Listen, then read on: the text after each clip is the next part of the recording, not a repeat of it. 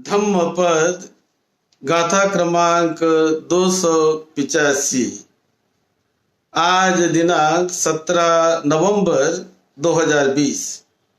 ये धम्मपद की गाथा तथागत भगवान बुद्ध ने श्रावस्ती के जेतवन विहार में बड़े भिक्षु संघ के साथ वहां विहार करते समय ये धम्मपद की गाथा तथागत बुद्ध ने कही है। एक सारीपुत्र स्थविर के शिष्यों के लिए ये गाथा कही थी। उच्छिंद स्नेह मत्तनो कुमुदं सारदिकं वपानिना सन्ति मग्गमेव ब्रुव निब्बानं सुगतेन देशितं। तथागत भगवान बुद्ध श्रावस्ती के जेतवन विहार में विहार कर रहे थे। बड़े भिक्षु संघ के साथ उनका वास्तव्य था। तब उसी समय श्रावस्ती का ही एक सुवर्णकार का पुत्र, सुवर्णकार का लड़का, जो देखने में बड़ा सुंदर व्यक्ति था, नयनारम्य स्वरूप उनका शरीर था, बड़ा सुंदर, और अर्हत सारीपुत्र के हाथों से वो प्रवजित हुआ। और प्रवजित होकर अर्हत सारीपुत्र ने उनको दीक्षा दी। सुवर्णकार के पुत्र को, सुवर्णकार यानी सुनार जो होता है, सुवर्ण के जो गहीने बनाता है, उन्हें सुवर्णकार का जो पुत्र था, ऐसा तो उनको दीक्षा सारीपुत्र ने दी। और उस दीक्षा देकर उन्हें अभ्यास के लिए अरण्य में भेज दिया कि अरण्य में जाकर अशुभ भावना का उनको कर्म स्थान दिया। और वो कर्म ठान लेकर ये सुवर्णकार के पुत्र वहां 3 महीने तक अभ्यास करते रहे, लेकिन उन्हें कोई उसका लाभ नहीं हुआ। उसके बाद सारीपुत्र को आकर मिलते हैं कि लाभ नहीं हुआ।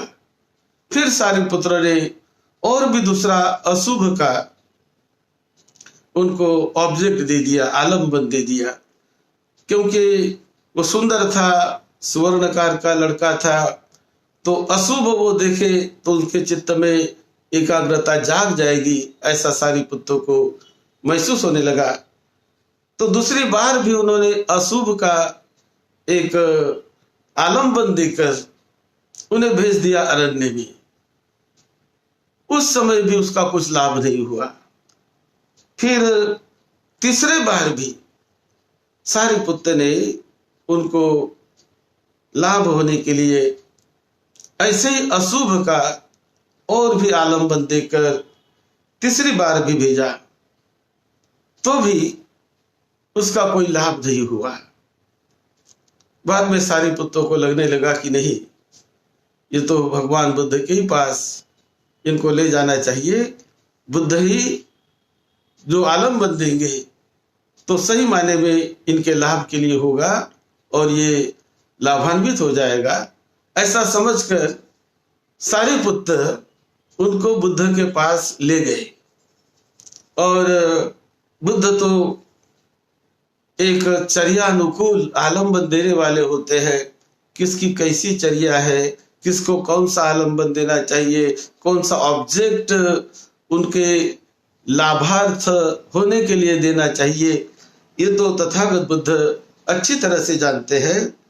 और इसीलिए 3 बार जब उनका लाभ नहीं हुआ तो बुद्ध के पास सारिपुत्त उनको ले गए और वहां ले जाने के बाद सारिपुत्त ने जब बुद्ध को बताया तो बुद्ध स्वयं उसको जानने लगे, देखने लगे कि जो बुद्धिमान साधक होते हैं वो तो चित्त में काम छंद रहा तो भी जानते हैं कि मेरे चित्त में काम छंद है, और काम छंद नहीं है उसे भी जो बुद्धिमान साधक जानते हैं, पहचानते हैं। तो इस प्रकार की जो अलग अलग चर्या होती है, तो भगवान बुद्ध जिस किसी को ऑब्जेक्ट देते हैं वो चर्यानुकूल देते हैं। तो बुद्ध ने देखा ये सुवर्णकार का जो लड़का है उनके 500 जन्म बुद्ध ने देखे और पता चला कि 500 जन्मों तक ये सुवर्णकार का लड़का सुवर्ण कार्य के ही, वो सुवर्ण का काम करने वाले के ही घर में वो पैदा होते रहा है। 500 जन्म उनके ऐसे ही घर में उनके बीते हैं। तो ये जब बुद्ध ने देखा और जब वो सुवर्णकार के घर में जब पैदा हुआ तो वहां पर वो काम करता था, कनिकार के पुष्प बनाना, कमल के पुष्प बनाना, इस प्रकार के वो अच्छे अच्छे काम वो करते रहा। तो बुद्ध ने देखा कि इनको यदि अशुभ आलम्बन दे दिया जाए तो इससे इसका लाभ नहीं होगा, इसलिए उनको शुभ आलम्बन देने का तथागत बुद्ध ने सोचा और उनके चर्यानुकूल, जो बुद्ध चर्यानुकूल आलम्बन देते थे, किसको क्या देना चाहिए इसका परम ज्ञान तथागत सम्यक संबुद्ध को होता है।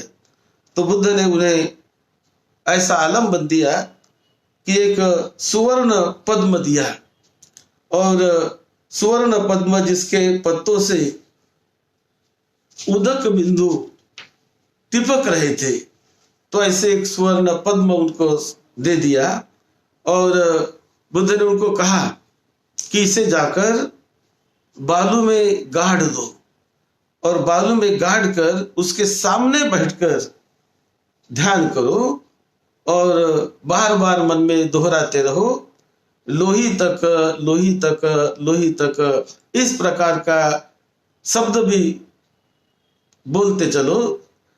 तो लोही तक का मतलब है लाल लाल। तो इस प्रकार वो जो पद्म तथागत बुद्ध ने उनको दिया और वो रास्ता बताया कि वहां जाकर उसे बालू में गाड़कर उसके सामने बैठकर इस शब्द को दोहराते रहो दोहराते रहो। तो वो उसे, जैसे बुद्ध ने उसके हाथ में वो कमल दिया तो कमल देखकर ही उसे बड़ी प्रसन्नता होने लगी, उसे बड़ा आनंद होने लगा, चित्त में प्रसन्नता उभर आई और फिर उसको लेकर वो गया, वहां पर उसने गाड़ दिया बालू में और गाड़ कर वो शब्द को दोहराते रहा, लाल लाल, इस प्रकार से वो शब्द को दोहराते रहा और दोहराते दोहराते उसका मन एकाग्र हो गया, आगे बढ़ गया और आगे बढ़ते बढ़ते वो अच्छे पुष्पों को तो देख रहा है। तो ये पद्म का जो पुष्प उनको दिखाई देने लगे, पद्म के पुष्प दिखाई देने लगे और दिखाई देते देखते वो जो पद्म का बड़ा सुंदर, बहुत मनोरम्य, मन को मोहित करने वाला पुष्प अभी कुछ देरी के बाद, कुछ समय के बाद वो कुमला गया, वो मुरझा गया, उसका कलर उसका काला हो गया और फिर वो सोचने लगा, भीतर ही भीतर से ज्ञान उसको जगने लगा कि देखो ये तो पुष्प इतना सुंदर था, इतना मनोरम्य था, लेकिन ये पुष्प की क्या दशा हो गई, ये कैसा हो गया, ये थोड़े ही समय में ये पुष्प इतना मुरझा गया, काला इसका रंग हो गया। तो ये तो तत्काल दिया हुआ पुष्प है, तो ऐसा इसका कलर होता है, रंग होता है। ये दीर्घ काल से चले रहने वाली ये हमारी बॉडी, हमारा शरीर, ये शरीर भी ऐसे ही स्वभाव का है, ऐसे ही वो मतलब खराब होने वाला है और ये अनित्य है, शाश्वत नहीं रहने वाला है, ऐसा बोध भीतर से उनको जगने लगा। और भीतर से बोध जगते जगते उनको समझ में आने लगा कि ये जो हमारा शरीर है, जिसे मैं अच्छा अच्छा करते रहा हूँ, मेरा भी शरीर बड़ा अच्छा है, जिसे अच्छा अच्छा मानते रहा हूँ, लेकिन इस शरीर की वास्तविकता जिसे मैं अच्छा कहता हूँ वैसा नहीं है। एक बार मृत्यु हो जाने के बाद ये शरीर ऐसा ही दुर्गंधि देने लगता है, ऐसा ही ये विद्रूप और कुरूप हो जाता है, उसे वो अच्छा नहीं रहता। जब तक जीवित है तब तक अच्छा है। तो ये सारे ये शरीर की जो सच्चाई है, वो सच्चाई भीतर से उनके चित्त में, उनके मन में वो वास्तविक भाव जगने लगा। और उसने देखा कि ये जो कमल के पुष्प होते हैं, कुमुद के जो पुष्प होते हैं, वो पुष्प जब पानी में रहते हैं तो बड़े सुंदर, बहुत अच्छे दिखते हैं, बड़े मनमोहक दिखते हैं, लेकिन उन्हें कुछ दिन रखा जाए तो कुछ दिन के बाद वो गलने लगते हैं, सड़ने लगते हैं और अपनी वास्तविकता पता चलता है उनका कि सब कुछ अनित्य है, बदलने वाला है। ये इसके साथ आसक्ति करना, इसके साथ वो आशा लगाए बैठना, राग निर्माण करना, अनुराग निर्माण करना, ये अच्छा नहीं है। तो अनुराग को काटना है हमें, आसक्ति को काटना है हमें। ऐसा भाव जब उसके चित्त में जगने लगा, वो स्वर्णकार का लड़का जो प्रवजित हुआ था, जो भिक्षु बना था, तो उनके चित्त में भीतर से जब ये भावना जगने लगी तो बुद्ध ने दूर से देखा और उनको मदद करने का बुद्ध ने भी प्रयास किया और दिव्य प्रकाश की ज्योत तथागत बुद्ध ने उनकी तरफ फेंक दी। और जैसे कि बुद्ध ही उनके सामने खड़े हैं तो प्रकाश की ज्योत वो देखने लगा और धीरे धीरे उनका मन एकाग्र होकर प्रसन्नता की ओर बढ़ते बढ़ते ज्ञान में वो मन रमन करते गया। और ऐसा करते करते वो आसक्ति से चित्त निकलकर आगे बढ़ते बढ़ते अरहत्व पद को उन्होंने पा लिया। उन्हें अनित्य का बोध हो गया, अशाश्वतता का बोध हो गया और अरहत बन गया। और अरहत बनने के बाद वो मुक्त हो गया सारे बंधनों से। तो जिस प्रकार शरद ऋतु में हम पुष्पों को काट डालते हैं, तो इसी तरह संसार के प्रति, ये पंच स्कंध के प्रति, इंद्रियों के प्रति जो आसक्ति है, जो लगाव है, चिपकाव है, उन्हें विशेष ढंग से काटना चाहिए। तभी हम उस शांति पद को, उस अध्रुव, ऐसे ध्रुव उस पद को हम पा लेते हैं, निर्वाण का साक्षात्कार कर लेते हैं। इस प्रकार की गाथा, ये घटना के संबंध में, इस घटना पर तथागत बुद्ध ने यह धम्मपद की गाथा कही है। उच्छिन्न स्नेह मत्तनो कुमुदं सारधिकं व पानिना संति मग्गमेव ब्रूहव निब्बान सुगतेन देशितं।